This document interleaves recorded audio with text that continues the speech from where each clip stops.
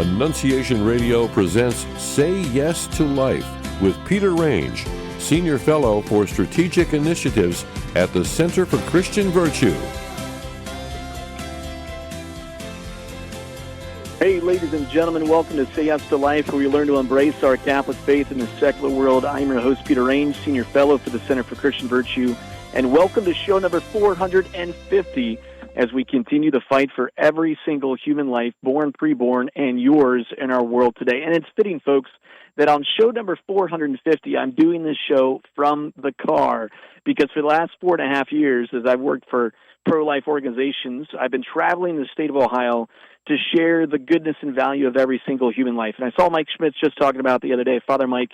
From the beginning of the universe, he looked at you, the listener. He looked at you and he said, I don't want a universe where you don't exist. I want you in it. So God has planned you from the very beginning of time, and I think from the beginning of time, actually, He has planned this very moment for you to be listening to the show, because we have a terrific guest today.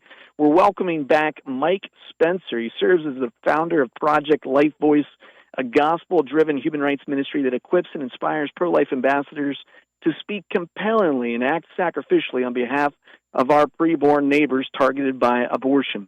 Mike is the author of the book, Humanly Speaking, The Evil of Abortion, The Silence of the Church and the Grace of God. Mike has always had a burden to awaken the church to the plight of mothers facing unplanned pregnancies and to little ones they carry. He travels extensively throughout the United States, much more than I do, speaking at churches, banquets, conferences, and on high school and university campuses. Mike brings a pastor's heart and a bold voice to the often emotional and divisive issue of abortion in a way that is both gracious and compelling. He and his wife, Barb, have 5 children and 10 grandchildren and currently reside in Newark, Ohio. Mike and I are going to be talking about his life, his work, the pro-life movement, and much more in just a minute. But first, let's go ahead and take 180 seconds around Ohio and the nation to talk about what's happening in the pro-life movement and the news. First, from Life News. On the heels of the U.S. Food and Drug Administration's approval of a new generic abortion drug, a large national survey by McLaughlin and Associates made public today finds that 7 in 10 likely voters, including 57% of liberal voters, approve of requiring a doctor visit to receive a prescription for the abortion drug. Similarly, 7 in 10 voters agree that it makes sense to bring back safeguards that were removed by President Biden's FDA. Although the majority of voters in the survey identified as pro-choice, voters across the board also have significant doubts about the safety of the FDA's current policy allowing mail-order abortion drugs. This comes as really no surprise. Most people prefer these restrictions, so that's why the Trump administration, the FDA, they got to act on these findings now. We found out the abortion drug. It's dangerous. We already knew that, but it's also dangerous to women. That's coming out a little bit. And so it's time for the FDA to act on this. It's time for you to support the Patient Protection Act. That's House Bill 324. So contact your local senator, your local congressman, and tell them to support HB 324 in the Ohio House. All right, second from Live Action.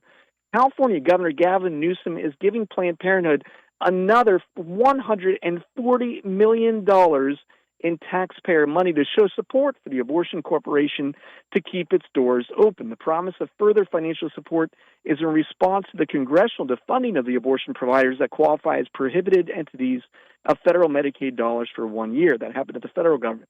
Now, just remember this, folks, when this guy runs for president, because Mark, this show right now, he is running for president at some point, he's literally in bed with the largest abortion provider in the country.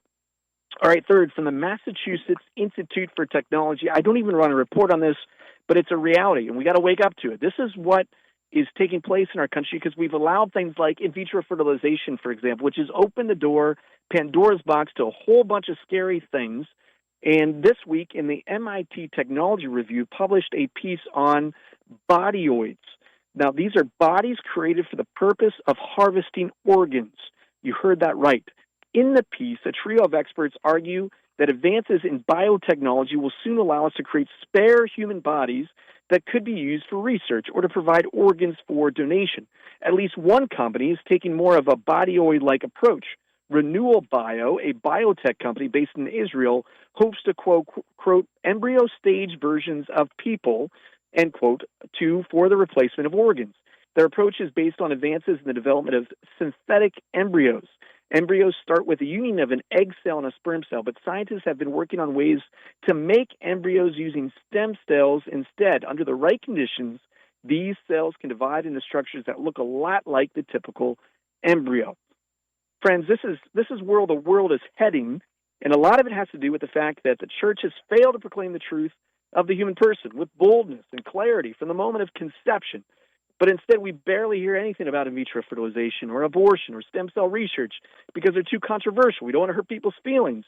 But now, if we don't say something, bodyoids will become a reality.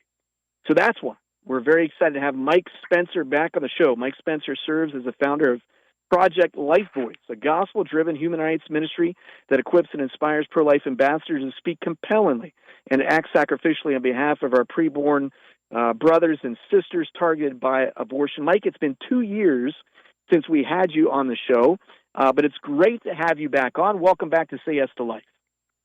Well, thank you, Peter. It's great to be back with you. Thanks, Mike. Mike, the last time we had you on, it was August 2023, and unfortunately, a few months later, in November, Ohio passed a constitutional amendment which, in essence, legalized abortion through all 9 months of pregnancy here in our tremendous state. We've now had a couple years to reflect on this defeat. I know I think about it nearly every day myself, but I'd love to get your reflections over these past couple years and maybe where the pro-life movement needs to be focusing our attention on these years to come. Yeah, sure. Well, indeed, issue 1 was a devastating loss for the preborn and for the pro-life movement. And we're still kind of reeling over that, especially as we see where things continue to go with other states along those same lines with regard to enshrining abortion into state constitutions. But thankfully, now we do have a much friendlier administration in the White House. And as a result, pro-lifers are no longer being targeted by the Justice Department. President Trump has restored millions of dollars in Title X funding to Oklahoma and Tennessee states that had been cut off under the Biden administration for refusing to provide abortion referrals. And President Trump has even worked to stop federal funding of abortion. Now we'll see where all that goes and how strong he stays with regard to the shutdown and the pressure from both sides. But now really is the time, I think, to keep our foot on the gas and to continue to oppose the abortion lobby at every turn, to support pro-life candidates who will pursue strong pro-life state policies and demand that Congress defund the abortion industry and instead support life-affirming alternatives such as pregnancy care centers, but also to push for fetal personhood bills that would recognize the preborn as a person and ban abortion completely under the Equal Protection Clause of the 14th Amendment. Moreover, and this is really my area of ministry emphasis, is that we've got to continue to challenge and equip pastors to step up and to lead in this battle. Their role is vital. We need shepherds who are not ashamed of the gospel, who will speak boldly and courageously against the evil of abortion from their pulpits, and who will lead their flocks in prayer for the preborn, for their mothers, for the abortionist. You can speak with really just about any pregnancy care center director, and I've had this opportunity many times, and they will tell you that when a woman comes into their center who is abortion-minded or abortion-vulnerable, and they do the intake with her, meaning the initial consultation, where they get certain information from them, many of them, it's discovered, actually attend churches. But presumably, these churches are silent. And I've just had this dream, I guess, if you will, that we would, at least in our churches, raise the moral status of the preborn to enemy status. If we just loved them as our enemies, think about it. Jesus said, love your enemies, do good to them, pray for them. If we just did that, we would at least be praying for them.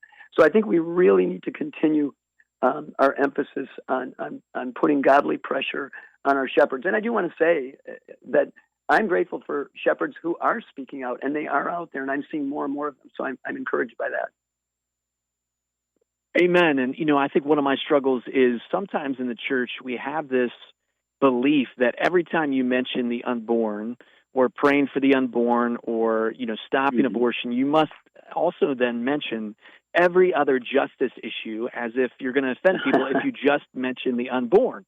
And it's like, at the end of the day, we have to kind of weigh what issues take a hierarchy of importance. When you have 1 million children that are being murdered every single year in our nation, look, I believe in a consistent ethic of life. I believe in advocating for immigrants, for example.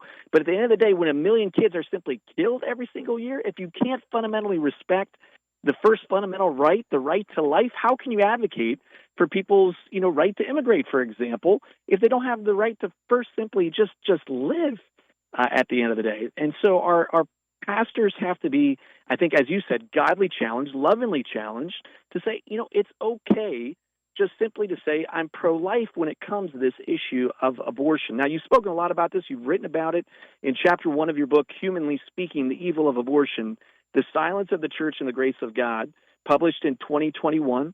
You started chapter 1 with a question. Is it possible for the church to be a thunderous, protective voice for the unborn threatened by abortion, while at the same time a grace-extending community for those who have had abortions or been responsible for them? You answered yes, and I'd like to ask how, because I think a lot of pastors don't necessarily touch on this issue because they are worried about wounding people or hurting people or maybe offending people, maybe people leaving. But how can the church be both today? Well, that's a great question. And, I need to share with your audience that I served in pastoral roles for 23 years. So I know this can be done.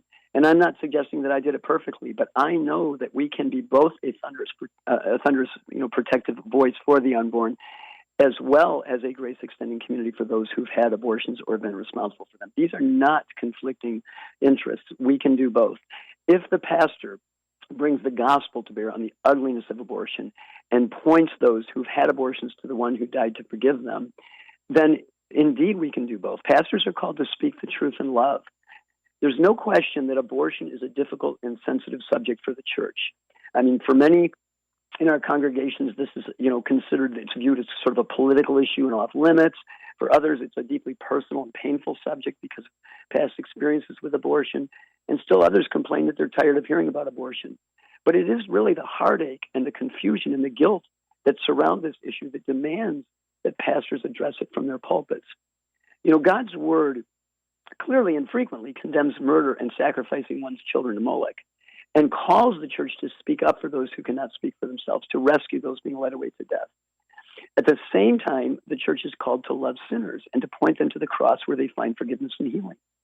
In fact, it's only when abortion is exposed from the pulpit as sin and repented of his sin that those in our congregations who've had abortions can find real forgiveness and healing. I love the passage in 2 Corinthians 7:10, where Paul writes that godly sorrow brings repentance that leads to salvation and leaves no regret, but worldly sorrow brings death. To suggest that defending innocent children and extending grace to guilty adults are competing interests, I think really is to expose one's lack of confidence in the gospel. There is no sin that's so great, including the sin of abortion, but that the grace of God through Jesus Christ is not greater still. That this is the good news of the gospel, that God made him, Jesus, who had no sin, to be sin for us, so that in him we might become the righteousness of God. So just as there's no conflict in speaking out against, say, the sin of adultery, while pointing those who've committed adultery to the cross, so too churches can speak boldly against the sin of abortion, at the same time point those who've aborted their children to the one who died to forgive them. A deep conviction that the gospel is truly the remedy for all sin will give the pastor all of the courage he needs in his pulpit. In reality, it is the gospel that everyone in this abortion debate needs, whether it's the child in utero who needs our protective gospel influence, or the abortionist who needs our prophetic gospel witness, certainly the abortion-minded couple who feels hopeless and cornered by life circumstances need the hope of the gospel, and those burdened with guilt over previous abortion decisions need forgiveness that only the gospel provides. So I would just add, just to wrap that point up, churches need to become partners with their pregnancy care centers. I frequently have opportunity to visit these centers, and they are doing an incredible work meeting the physical, the emotional, the spiritual needs of women and of men who feel hopeless. And they're providing ultrasounds and counseling and parenting classes and material assistance, all this free, thanks to Christians who support them. But it's so important for the church to support ministries like that, not just for the practical value of it, but because I think it sends an important signal to the congregation that we're a safe place, not just for unborn babies, but we're a safe place for those who are facing an abortion decision or those who have made abortion decisions that they regret. So it's entirely possible to be both a thunderous protecting voice and to be a grace extending community if we bring the gospel to bear on the ugliness of abortion. Well said, Mike. And I think, when we learn the depth of our sin, we have an opportunity then to learn the depth of the mercy of Jesus Christ. There's no sin so deep that God's love is not deeper still. We need more Mordecai Hams out there.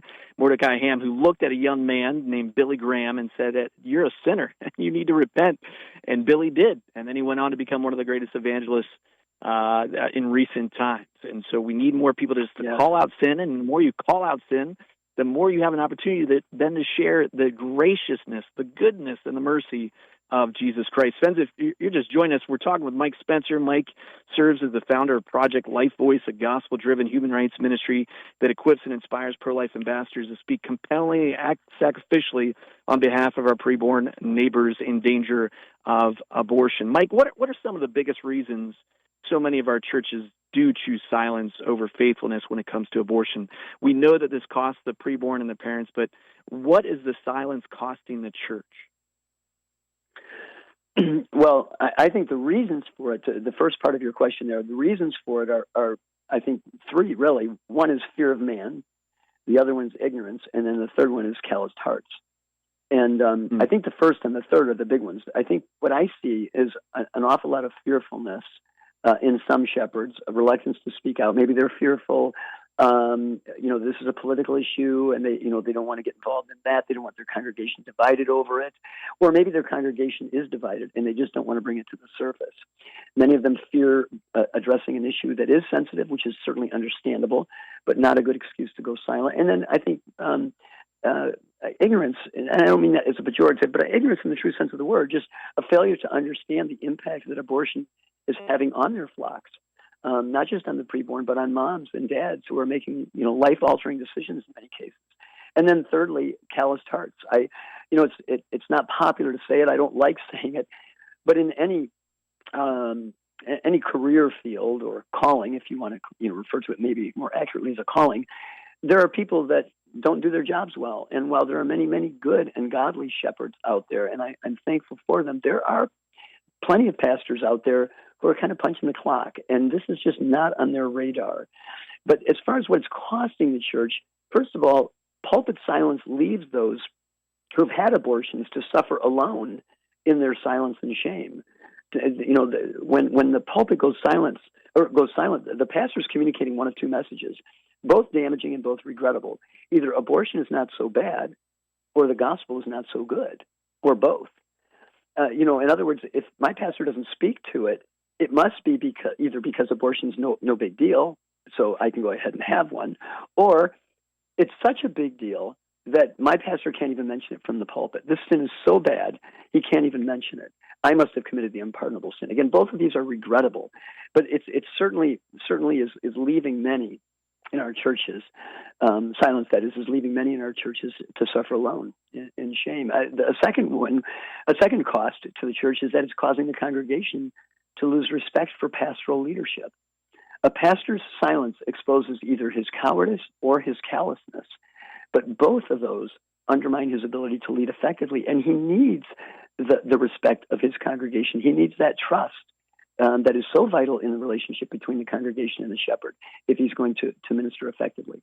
And then thirdly, and this is one that doesn't get mentioned a lot, but even within the pro-life community, but a third cost of the church is that silence is damaging the church's gospel witness. I mean, what is the world to think of Christians who speak worshipfully of Jesus, the lover and the defender of children, but then do not love the children that he loves enough to protect them? Now, to be clear, the world doesn't want us speaking out on abortion. I know that. But they need us to. They need to see that godly witness. And so I think those are three very serious consequences to pulpit silence for the church. You mentioned earlier, kind of in your answer there, about politics, and I think that might be one of the reasons as well that the church is kind of silent on this issue. I think we both acknowledge that at its foundation, abortion, again, it's kind of core. It's a spiritual issue. Of course, it affects the legal realms. It affects the practical realms.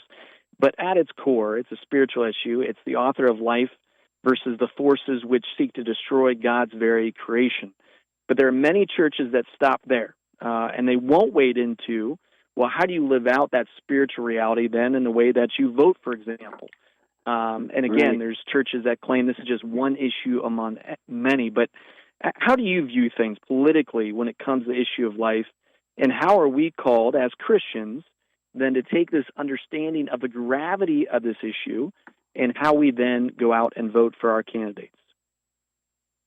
This is such an important issue. First of all, we have to acknowledge that abortion is a political issue. I sometimes hear Christians or pro-lifers, say, well, it's not a political issue. It actually is a political issue. In fact, it's probably the political issue today. But it's much more accurately described as a moral spiritual issue that has been politicized. And when you think about it, every moral issue is eventually politicized. War, slavery, not too many years ago, the redefining of marriage. But we do well to remember that evil often presents itself to a society as a policy issue. But just because a moral issue is politicized does not render it off limits for the pulpit or for the church. Christ is Lord of all. There's no realm or no detail of our lives that doesn't come under his lordship. So, in my case, he's Lord of my money. He's Lord of my role as a husband, as a father. He's Lord of my sexuality. He's Lord of everything. And that means he's Lord of my political influence as well. Abraham Kuyper, the Dutch theologian, said this. He said, in the total expanse of human life, there's not a single square inch of which the Christ, who is alone sovereign, does not declare, that is mine. So when I go into the voting booth, when you go into the voting booth, we don't go in there alone if we're followers of Christ. We're going in there under the headship or the lordship of Jesus Christ. I'm not free to just vote for my pet issue or my pet candidate. I have an obligation to use my political influence to do whatever I can to mitigate evil and to promote the good. The most fundamental duty of government is to protect the weak from the strong. But when the government refuses to do this, as is the case here, unfortunately, in the United States, then the church must speak and act. Speaking against child killing isn't an issue of partisanship. It really is an issue of lordship. When I was pastoring, I know, and I'm sure I'm speaking for every pastor, when we're in a pastoral role, we teach our people how to treat their spouses, how to raise their kids, how to manage their money, how to behave sexually. Shouldn't we also be teaching them how to vote? Now, to be clear, I don't mean that the pastor should be getting up in the pulpit and telling everybody, okay, this is who you're going to vote for. And, I don't mean that. But I mean training our congregations to think biblically on these things and to see that they have a moral duty to use that influence as salt and light, again, to mitigate the evil and to promote the good. We should be warning them from our pulpits that to vote for a candidate or a political party that has vowed to deny an entire class of our citizenry their most fundamental right is to abandon the preborn and is to side with evil. There's no man-made law that could ever exempt us from obeying God's laws, which obligate us to love our neighbor as ourselves, to speak up for those who cannot speak for themselves. Now, to be clear, we're not to make an idol of politics. Salvation is not found in politics. We know that. A horse is a vain hope for deliverance, the Psalms tell us. Only Christ can save America. But this is not to suggest that politics has no place in the Christian life. As Americans, ours is a government that's of the people, by the people, for the people. There's a very real sense in which we are the government. And so with freedom comes responsibility. As Americans, God has ordained that we can participate in the government. But as Christians, we have the duty to do so. Again, to use that influence that God has given us. And so I really think that this is a real problem in the church. There's probably no issue that has done more to silence the pulpit in America than this fear of appearing political. But the role of the church is to equip and to inspire the flock to use that influence, to remain uninvolved in the political process, or worse, to campaign for or to vote for political candidates. Again, I think is to abandon the preborn and to sin against God. So I think that needs to be taught. We need to teach it. Well said, Mike. I think it was C.S. Lewis who said, every inch of the universe is either claimed by God or counterclaimed by Satan. And when you go into the voting booth, you're not going in there alone. You're going in there with Jesus Christ. This is a question.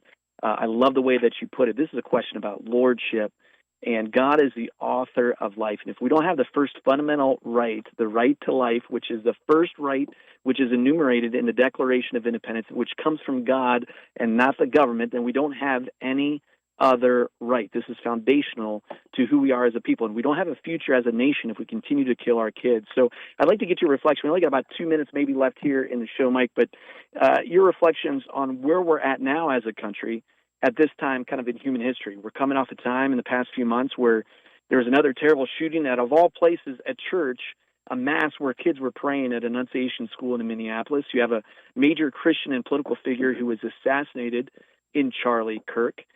Life can be so short and fragile, but what do you see God doing right now in our country? And maybe where do you see hope and any challenges in the years to come for our church, for the nation, for the pro-life movement? Well, just very quickly, a couple of challenges would be certainly the rise of chemical abortions, which you mentioned at the outset there of your show, which accounts now for about 63% of abortions, at least according to Guttmacher as of 2024. But this has made the battle for hearts and minds even more difficult because abortion-minded women tend to see the abortion pill as an easy abortion, which of course it's not. It's very dangerous, lethal to children, and dangerous to them. But people in general tend to view, chemical abortions as medical and therefore less offensive. So, I think that's one of the challenges that we're facing. A second one would be just the widespread destruction of human embryos and the commodification of children through IVF technologies. Unfortunately, despite the fact that the administration has been friendlier to pro-lifers, President Trump has indicated his plan to make IVF coverage an insurance benefit and to expand IVF access. So very quickly, just hope. I think it's exciting that the pro-life movement is growing in both in number and in effectiveness. We're seeing more and more pastors speaking out, becoming more bolder, greater interest in pro-life apologetics, a growing number of pregnancy care centers. So I think there's a lot of reason to have hope still, and I thank God for that. Mike, in 10 seconds, where can people find you to invite you to their church? Sure. They can go to my website, which is projectlifevoice.com. projectlifevoice.com. I would love to come to their church or their high school. Yeah, that'd be great. Thank you so much, Mike. Really appreciate your dedication to the freeborn. Keep fighting, everybody, and continue to say yes to life. We'll see you next week.